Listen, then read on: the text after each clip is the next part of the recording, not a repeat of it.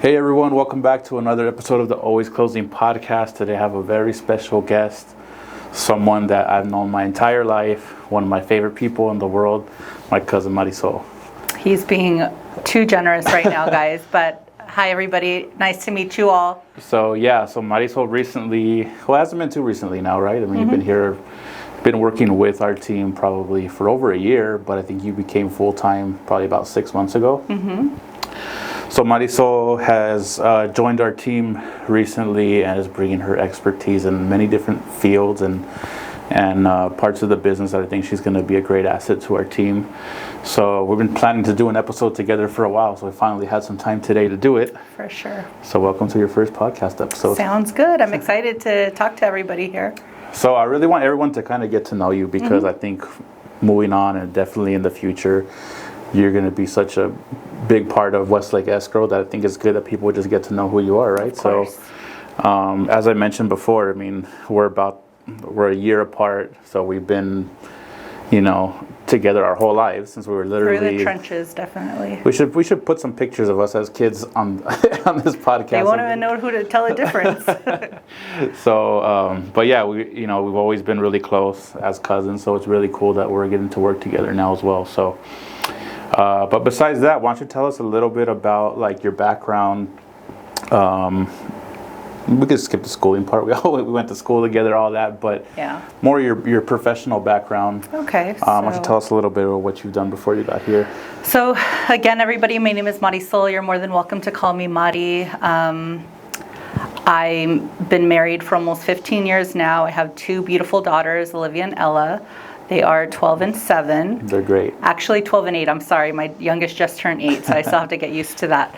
But so my background has been in operations and also in business administration. I've worked as a director of operations for the past 15 years prior to coming to Westlake. I have a major in business administration with a minor in business management. So it covers a wide variety of things that I have here. But yeah, pretty much I am definitely excited to have joined the team, and I can't wait to see what the future holds for sure. Yeah, that's what's been kind of the cool thing is I think, I mean, not that nobody does, but I feel like a lot of people that get into escrow, they kind of start in the industry, not coming out of college. They usually kind of take a different route. So it's been cool because since both you and I did go that route instead of the traditional route, I guess. A lot of the stuff that we talk about, like you understand what I'm talking about. Right. We've maybe had experience with newer types of like management systems, things like that. So that's definitely been helpful. It's definitely like a process too to integrate with like previous systems that have already been in place and the old school way of doing things and just trying to slowly integrating different even a lot of the systems that we have here, I mean, some of them are kind of old school, like even when you look at like some of our processing systems here, they're definitely a little bit, not that they do the job perfectly fine, but they're a little more outdated to maybe some of the stuff we're used to, and now we're implementing newer systems, CRM systems, stuff like that I think will make our business a little bit more efficient. Oh, for sure. So it's some really good changes that I think is coming to the business. And on top of that, I know you have a lot more experience with exhibiting and shows and things like that. We recently just did one, right? We did Reimagine, and we have one coming up with the Money, Real Estate, and More coming up on October 16th in Newport Beach. So we're excited to do that one for sure. I think it's a great way to exhibit at as many shows that we can as possible, just to kind of get our name out there. We have such a loyal clientele base, like in our surrounding cities, but just to kind of push it in like our surrounding counties and really get that support out there too is very important. So we're excited. I mean, we work with people all over the place, and I think it's one thing that people is a misconception about escrow is sometimes people will say, hey, you guys are a little bit far from us. Right. But now in this day and age, that doesn't really matter too much because everything's done online. Not everything, but most stuff is done online, and even the stuff that needs to be done in person, we have mobile notaries, including yourself. You're one of our notaries here. that we go to the clients, so to make it really easy, they don't need to leave their home or office. So it's something that I think we're going to start exploring out a little bit more out of our immediate area, like places like Newport Beach, or I think we have another one we're talking about next week, and somewhere out in LA. But yeah, we could definitely reach out a little bit farther than normal. Tell us a bit about your experience with like the shows and exhibits before. You used to do SEMA all the time, right? I did SEMA every year for 15 years, did SEMA and APICS simultaneously. We would create that booth and that show almost a year in advance. So a lot of attention to detail is involved, and a lot of thought goes into it, just because it's your one shot. So it's your one shot to really make a name for yourself, put out an image, show the consumers what we're all about. So it's definitely been easy to bring that expertise from one show into the next, because for the most part, it's the same thing. It's all about imaging. It's all about, branding and just putting a name to a face and making those interactions and relationships with the people that stop at your booth. So, yeah, and you know what I've noticed, because we've done the Reimagine conference, I think 5 or 6 times now, and I've noticed that with you on board this year, the follow-up, the post-show, strategy was really there. Was more apparent than other years, right? Like you updated me today, like, hey, everyone from the show's been contacted. We've sent them an email, call, and now we're kind of just waiting for some feedback, right? Yeah, it's just so important to keep our name fresh in their minds, because they met us, they had a conversation with us. So just to keep reminding them, we are Westlake, we are here for you. Right. At any time, feel free to reach out to us. So it's just constant reminders, letting them know that we are available and ready for whenever their needs come up. How do you see like exhibiting at shows? Like, that one's a little on the pricier side, but it's a bigger show. And I know we're doing some other ones that are coming up. How have you seen that in the past, like turn into business? Do you think it's a good investment for business owners to invest constantly in sponsoring events or doing conferences like that? And I think it's super important to make a presence for yourself, especially within your community. So definitely going to be looking at, things within the city of Diamond Bar, obviously, just making a very good foundation in our community first, and then reaching out, like I said, to other surrounding cities. But the more you can promote yourself and your business out there, then the better, because you're just constantly reminding people of the name, of the business, of our contact information. So just follow-up is extremely important, and, the presence as well. Yeah, and just from the show was 2 weeks ago now? Yep. Yeah, I think I just worked with somebody that I met there yesterday. I think I have a meeting with somebody else from the show, I think on Monday. Perfect. So, yeah, I think it's worth it too. Like, it is a little bit of investment, but it costs money to make money. So. We had great feedback, as you saw too, when we were out there. So even the response is not going to be immediate, so maybe we're not going to get 3,000 calls the next day, but it's definitely an investment for sure. So down the line, hopefully we can, have them reach out to us and I had to invest my dragon too. There you go. He definitely had to invest his dragon. So I'm gonna tell this story. It was kind of funny. So I have this dragon that my mom gave me in my office. It's I think a brandy bottle or something, but it's a really like. No, don't let him downplay it. It's a limited edition, one of a kind brandy bottle. It's a beautiful piece. Not even because it's filled with alcohol. It's just beautiful in general. And the more every time I passed it, the more I thought, we need to have this in our booth, because it is such a talking point when somebody passes it, just to comment on how pretty it is or whatever the case is. And so you could go on from there. Yeah, so I was like, no, I like it in my office. I don't want to take it to the show. I don't want to give it away. She just kept insisting. So I finally gave in. Yes. And I'll give it to you. You were right. There would be people, not even in our row. Like, I would see them like kind of like half a row down, and they would like see the dragon from far away. They would walk over to our booth, and it definitely get some interest. And we gave it away. So, well, that kind of goes back to like the experience from me exhibiting. Yeah. You always have to think outside of the box. So everybody's going to have the same promo material. So everybody's going to have the pens, the notepads, the bags, everything. All that stuff, So you just kind of have to think outside of the box. Like, what can I have that really grabs attention and that, just to have as a talking point. You just need that little window for somebody to open up, and then you kind of just approach them and be able to talk to them. So that's what I thought was going to be a great idea. It worked out for us. Definitely have ideas for the next shows coming up. So awesome. Let's talk about other plans maybe that you have for Westlake, what you think that you could bring to the business, and maybe your outlook for us moving forward. Obviously, I think not in the near future, but in the future, I think it's mainly going to be like us as a team really like running this place. So what's some things that you could see in the future and what we could implement that would be different? So I kind of wanted to touch base on what you said a little bit earlier, how we have systems in place that have lasted a long time. And I'm a firm believer in what works. We're not going to change. Right. So with that in mind, we have our foundation in place, but we just have to make some slight tweaks. And I know change is a big word. Nobody likes change. I don't like change. But adapt, I would say, just adapt to the new era and just make some tweaks, like I said, here and there to really reach out to, the newer generation as well. And be able to provide those kind of services on top of what we already do. Right. So that's my biggest hope that I see for Westlake. And then the other thing would just be, like I said, putting our name more out there, reaching out to the surrounding cities, counties. And another thing I wanted to bring up that you mentioned, how a lot of people think that, well, we're not next to Diamond Bar. We don't want to have that escrow company. Yeah. And it's like the biggest misconception, because with emails, phone calls, FaceTime, you name it, right, you can get a hold of somebody.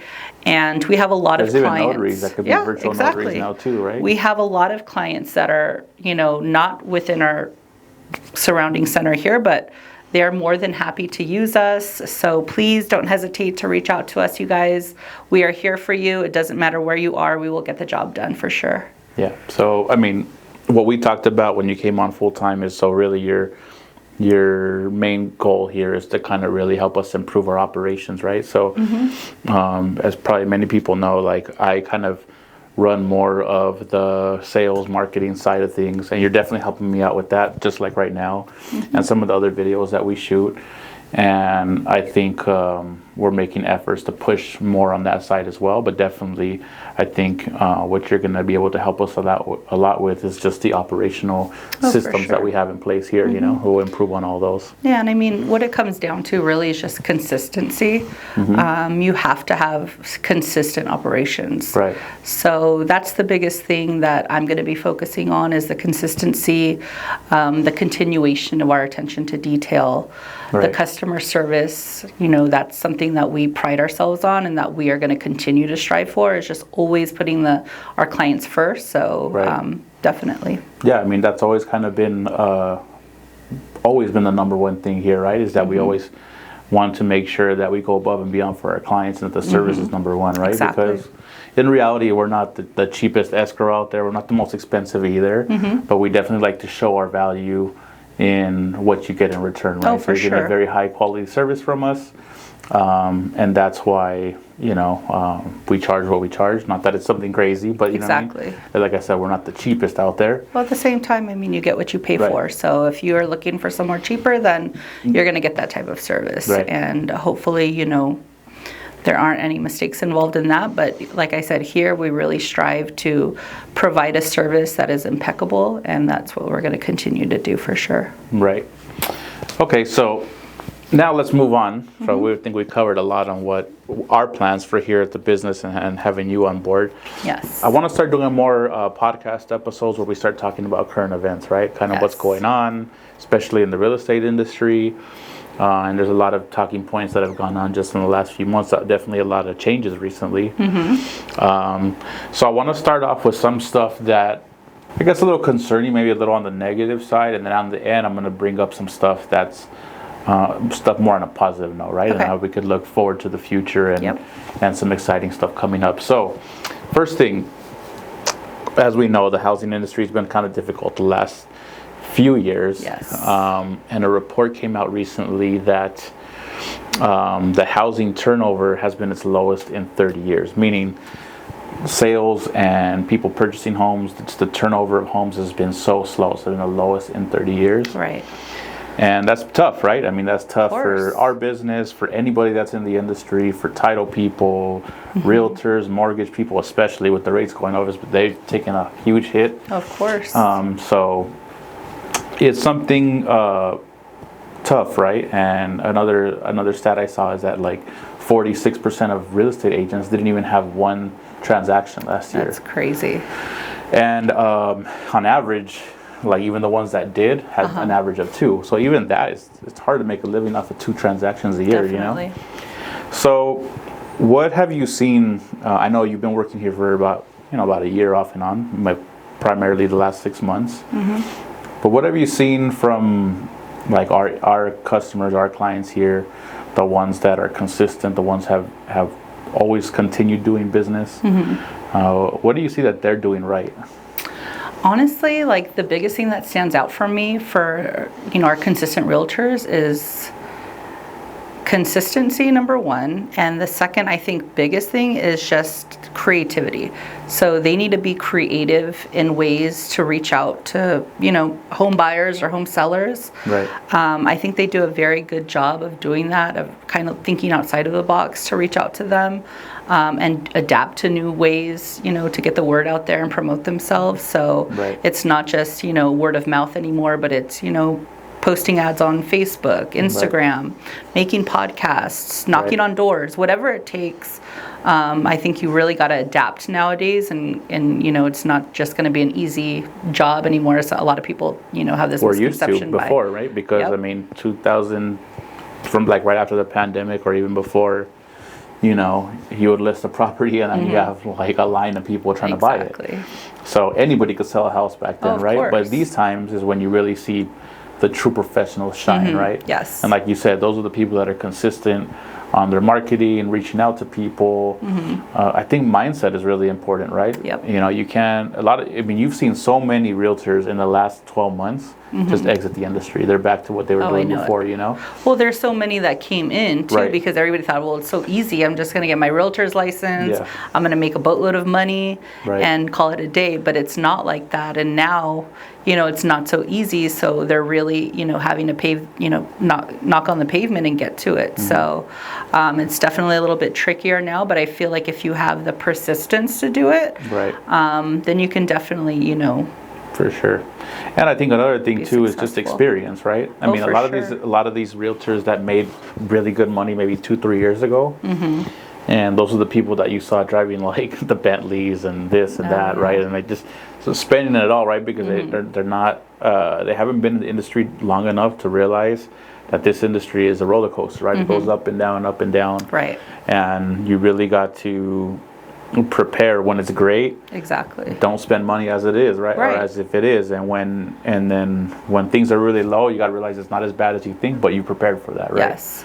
So that's the really thing. I mean, even us as a business have gone through that, right? I mean, we went through the 2008 crash. Yes. And we went from a huge office to just like down to a couple people. And we've really learned, right? So even when we went into this time, we were kind of a little more prepared for it. Right. And just kind of adapt to And we adapted to it, and we kind of knew how to work through it. So that's one thing I think comes with experience. And like I said, positive mindset.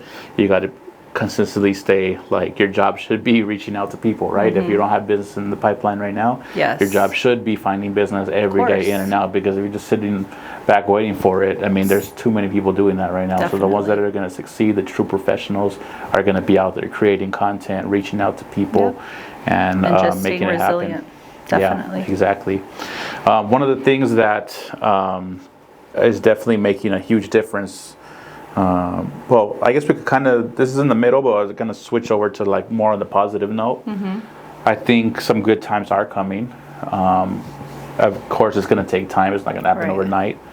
But I think there's really a couple different factors. One is obviously the rates have finally like kind of made that turn where they're not going up anymore. Right. They kind of stuck where they were for a bit, and now finally they're starting to come down a little bit, right? So we had a 0.5 point cut not too long ago, and I'm been reading that in November maybe another, at least 1/4 point, but maybe even another 0.5 point. Which, I mean, makes a difference. Right. Every little thing counts. Especially in this industry, 0.5 point can make a big difference in the payment. Big difference, yes.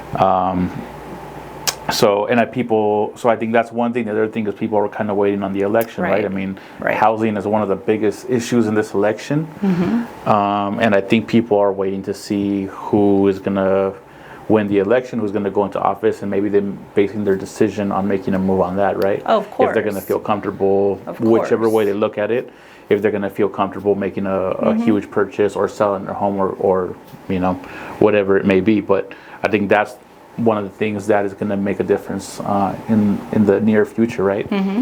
So, like, how do you feel? Because I wanted to get your input on this, right? Because you have purchased 2 homes in the last probably 10 years, and you purchased once in probably an easier market than now. Oh, but much easier market. But you also purchased a house recently too, right? Yes. With the really high rate. So now you're kind of in that position that I think a lot of people are in, right? Like, not that you're planning on making another move. I don't think you are, but please, no, I don't want to. I know my husband always thinking about making another move, but no. But yeah, I mean, I can totally relate to people that are on the fence right now. And should I do it? Should I not do it? And they're just kind of waiting to see what happens. Right.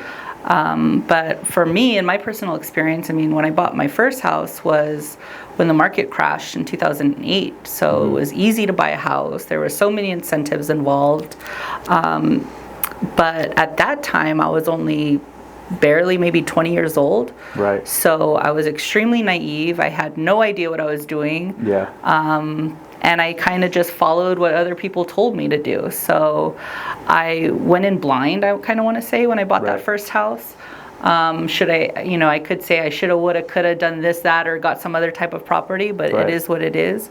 But this next time around, what I did and what I really encourage you all to do is really to do your research and to do your homework, get familiar with the market, and what I think is the biggest thing is just get a great team around you. Surround yourself with a perfect team, and that's what I did. My realtor, Carlos Asensio, helped me. Shout out to Carlos. Shout out to Carlos. We were able to narrow down exactly what me and my family were looking for in the community that we wanted. And even though you are going to be told no, there are going to be other bidders that outbid you. It is going to be discouraging, all of the above. Right. But you just kind of have to weather the storm and stay confident, and stick to your guns that this is what I'm looking for, this is what I want. Right. And just not to settle. Then eventually that perfect house is going to come around. And so that's what happened to us. We were able to... And you were looking for a while, right? We were looking for a while. I remember seeing you stressed out about this whole thing. I was very stressed out. I mean, there were days that we didn't eat, sleep. I mean, it was horrible, honestly. But I can't even imagine what it would have been or it could have been, like if I didn't have that team around me. So with Carlos, with our escrow company, with everything else that I knew that I was in great hands with, I can't even imagine. I honestly can't even imagine. But so we did it. Yes, the interest was at 6.5 when we got it. But we're just hoping and kind of waiting again that the interest drops a little bit and to refinance, and we were able to get a beautiful home. So do you think now looking back on it that you made the decision at the right time? Do you kind of wish like I probably should have waited a little bit more? Or do you think like it doesn't matter, you got the house you wanted and you'll be able to refinance later? I think that I made the best decision that I could have made. At the time. I do not regret it. I don't think that there's another house out there that I could have gotten better. Like I said, I really stuck to my guns. I was able to negotiate, with the seller and ask for any type of credits that we wanted or any type of repairs. And I wasn't afraid that even if they came back and said no, to counter with something else. Right. So like I said, you just got to really stick to your guns, be confident in your power as a buyer. And no, I'm very, very happy with where I'm at. And like I said, the interest sucks. We all know that. But, there is light at the end of the tunnel that we could refinance at some point in the future. So for sure. I mean, there's a common saying, you marry the house, you date the rate, right? Definitely, so, I mean, you can... So I've been dating that rate for a year now, so we'll see. I guess it could only get easier, right? It's going to go down. It should get easier from there. Definitely. So. Well, that's awesome. That's a great input from someone that has bought in this market recently and is experiencing those high rates. Yes. But it's doable. Like you said, you don't regret it one bit. I don't. So that's awesome. I think that should encourage a lot more people that are maybe on the fence about it if it's the right house. And obviously you're purchasing within your means. Definitely. And like just to kind of throw out there too, you can always negotiate the sales price, right? Right. Can you negotiate the interest? No. So if the interest is low, then your price is going to rise. Right. So yes, the interest is high, but I still feel like you still have more power as a buyer. Right. For sure. That's a good tip. Yep. Well, Mari, thank you so much. I think you gave us a lot of good insights on a lot of different topics today. And I hope that we're going to continue doing more of these. Definitely. And I hope you guys talk to Marysol soon, next time you're maybe in our office or even online. And you really get to know her, because I think she's going to be a great part of our team. So thanks again. Looking forward to talking to all of you guys. Can't wait to meet you all soon. So thanks again, Mari, and we'll do this again soon. Perfect. Sounds thanks good. everybody Bye, for everybody. watching.